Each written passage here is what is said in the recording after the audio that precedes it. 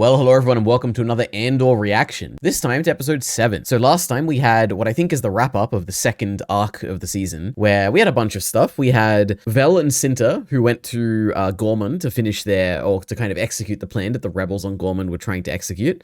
It succeeded, you know, as Dedra kind of wanted it to, but at the same time, Cinta died and it was very sad. So that happened. We had Luthen and Clea, that was her name, right? Clea, I think, who went to a investiture party and were trying to extract the bug, and they did, and they succeeded, and they were very happy about it. And then we also had we also had Cassian and Bix, and at the end of the episode, Bix basically tortured the torturer guy for all eternity, from his perspective, and then blew up the facility. And it seems they're going to be working together now, or staying together, which is exciting. But I'm excited. It is the beginning of a new arc, seemingly. We're getting toward the end of the season. I guess we're past the halfway point at this point. Let's just get started. Another 1 year time skip. So what are we, 2 BBY now? Yeah, okay. We're inching up to Rogue One. Oh, Yavin. Wow. I guess it makes sense they'd have it like 2 years before, right? I wonder if we're gonna meet K2SO this episode. I feel like if we're establishing Yavin, like a big rebel presence here. Wow, I can't believe Saul let him back here. But I guess Saul sees him as like a loyal person now. They had that whole bonding scene with the master, so they probably trust him to come here. Bro, what happened to your shoulder? Oh my god. Where were you? Bro, let him relax for a second. Oh my god. You want to fight? Or you want to win? Going it alone doesn't cut. That's a good question. The continued and inexplicable Gorman resistance to imperial. Oh my god, the tower's finished. Curfew was reinstated for the entire city. Local leaders are urging calm and Okay, this is exactly what I was expecting. Rebel activity has increased. Dedra's allowing it. The real question is if Cyril's gonna regret it or like turn against Dedra. Is that a laptop? Oh no, just a thing. Ooh. She's been coming for Luthen since Ferrix. It's true. You need to calm down and check in.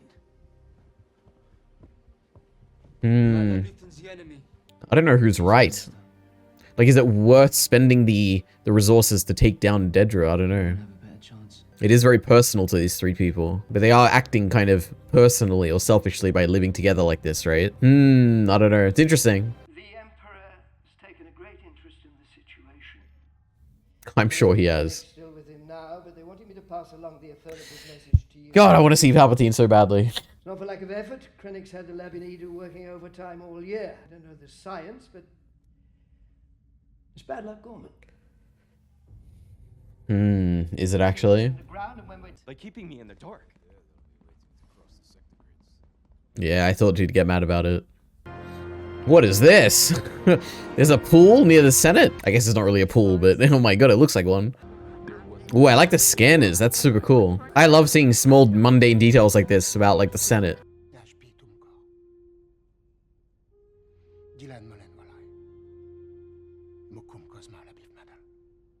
It's sad because this is doomed to lose, right? You can't have a major success here because the defeating of the Death Star has to feel rewarding, right? It has to be the first major success of the rebellion. Force Sealer. Oh. I thought it had gone for good. What? So easy to lose faith. Is she like getting a premonition of the Death Star blowing up or something? What? Maybe you're the place he needs to be. Well, that's not gonna last. My goodness. What a strange scene. I don't quite know what I'm meant to take from this. It's better, isn't it? It didn't look better. Is that the guy from Rogue One? Oh my god, it is! Wait, have we seen him before in this show? This is a memorable guy. I don't know why I remember him so much. He's like talking to Jyn Erso when she's being recruited, right?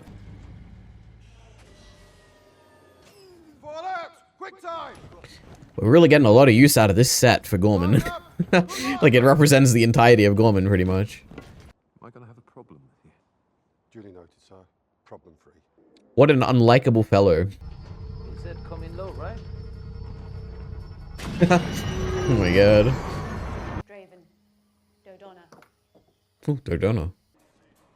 Alright, here comes my guy. There's no way this goes this easy. Cool bar. Mid-room news. Never heard of it. trying to change that. I don't see an entry. That's some good acting. You'll have to carry your own bag this time. Another way. Wow, I didn't even recognize that guy. It's the guy from last time, right? He's a good guy, or at least if you're a rebel, I guess. This is really interesting because it's like literally an assassination mission. Like their sole goal, as far as I'm understanding, is to assassinate Dedra. It's an interesting feeling. It feels different to like the other missions we've seen. What's going on there? My goodness. You know, I'm feeling like there's no way this will work. There is also a chance it does work, and whatever happens afterward is going to be insane. Oh, wow. Gotta wait for the right moment, I guess. Is that the end? Oh my goodness. 7 minutes of credits. Holy. That was a good episode. I like that a lot. Clearly a setup episode, right? This is like the beginning of the new arc. We've skipped another year. We have 2 years until the Battle of Yavin. Firstly, it just went by so fast. And I think it is a bit shorter than usual. It was like 30... Let me have a look. Yeah, it was 39 minutes. And then if you take away like the 2 minutes of intro and recap at the beginning, it's like even shorter. So that was kind of crazy how quick it was. But I think of all the starting points we've had for arcs in Andor, this probably is my favorite one. Maybe outside of the prison one from season 1 that I liked quite a lot. But this one, it has, I think, the most interesting starting point, which is that we've got 2 things. We have the rebels and we've got Gorman. Like, both of these things are kind of the foundations of this particular arc. The stuff with the rebels, I like a lot. It makes it feel as though they finally assembled a lot more, right? Like the presence on Yavin, the unified presence on Yavin, the large presence on Yavin. I like it. It feels like the rebellion is being more established. Like it's at a point now where they're like trying to have an army, right? Like I like all this. It is very different to the kind of independent rebel groups that are all working individually and like kind of at small scales and doing small operations compared to like this massive like presence on Yavin. I kind of like this, like a shift in status quo for the people resisting the Empire. I like it. It's cool. I don't know how else I can say it beyond just saying I like it, like I've said a million times now. But I also like just the environment of Yavin, like especially Bix and Cassian's house. I like that quite a lot. Just the design of it, the even just like the atmosphere of it, like the environmental sounds that you hear when you're in the house. Like all of this is just really cool, so I like it.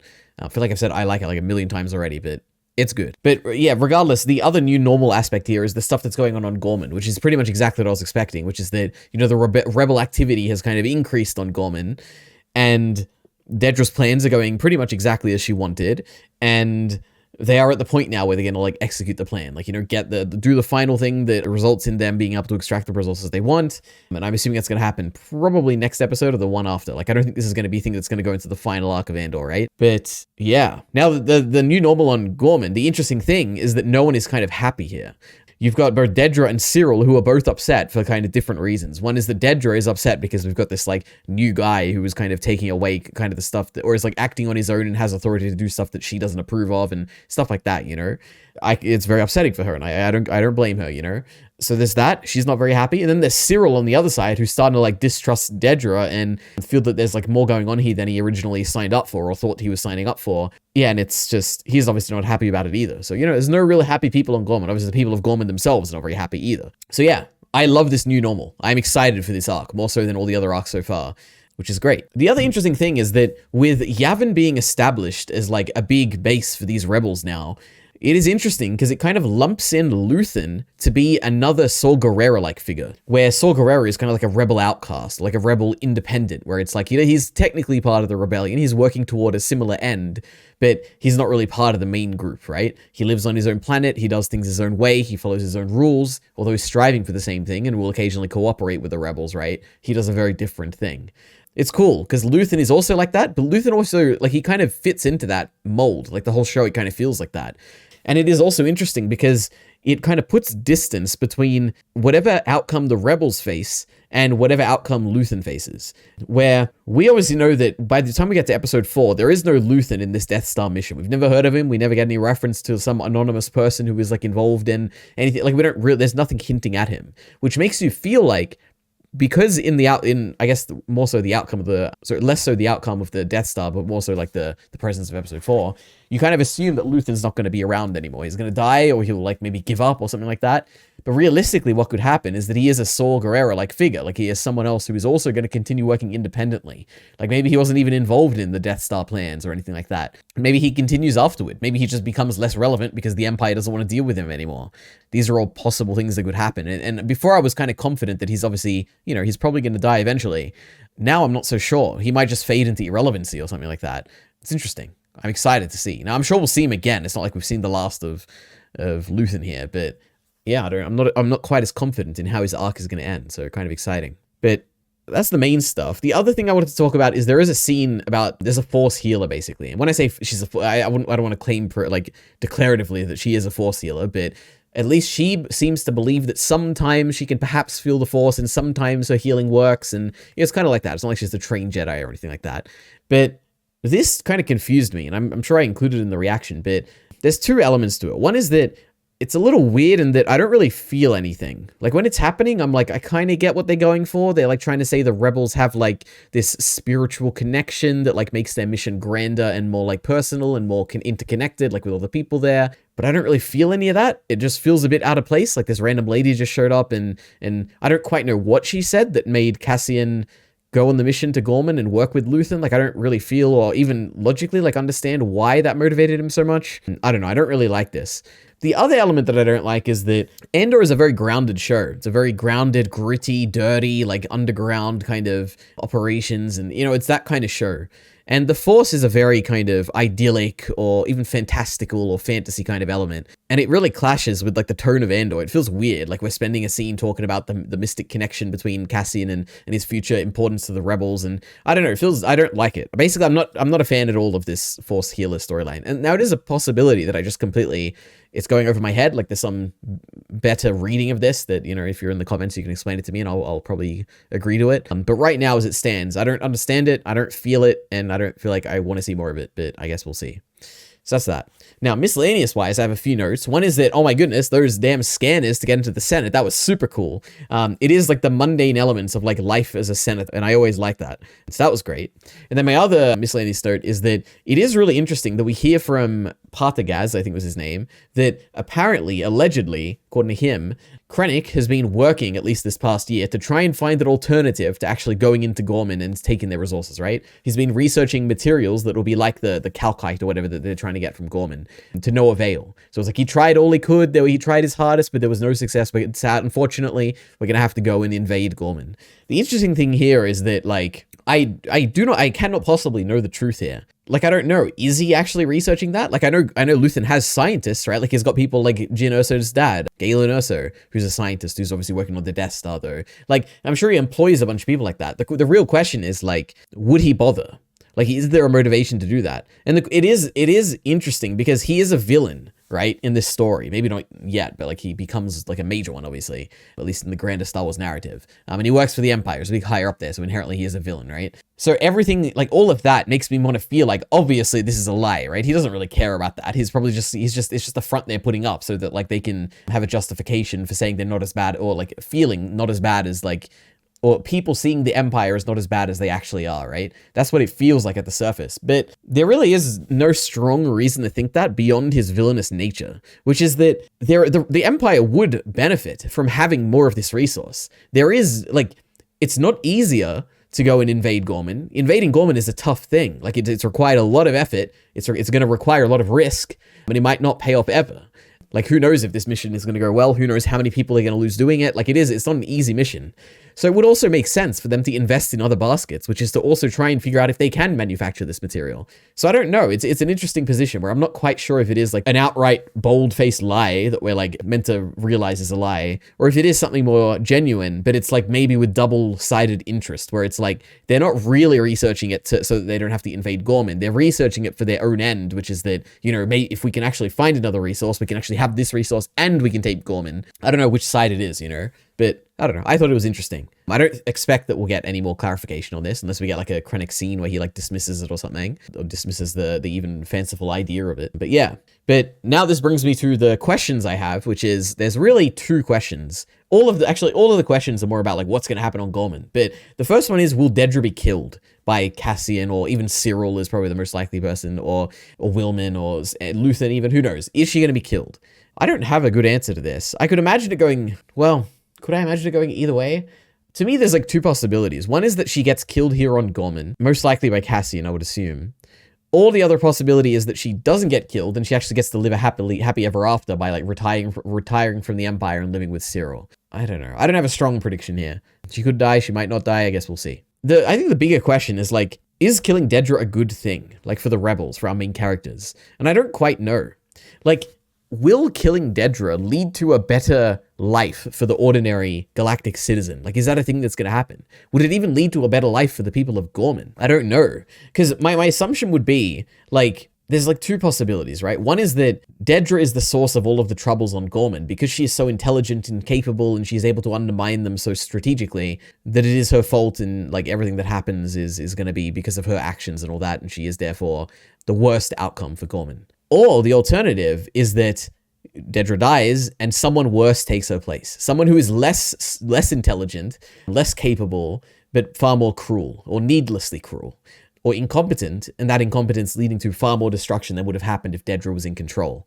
Someone like the person who is like working under her now. Like, yeah, like what happens if Dedra dies? Is she replaced by someone worse? That is the question. I feel like almost certainly yes. I don't think that killing Dedra is going to result in a good, happy ending for the people of Gorman, right? I think if anything, it will lead to another kind of Tarkin incident, you know, like happened the first time. I don't know, but it's interesting. The final question is what's going to happen to Gorman itself? There's one thing that I think is pretty clear to me, which is that there is no way the people of Gorman have a happy outcome.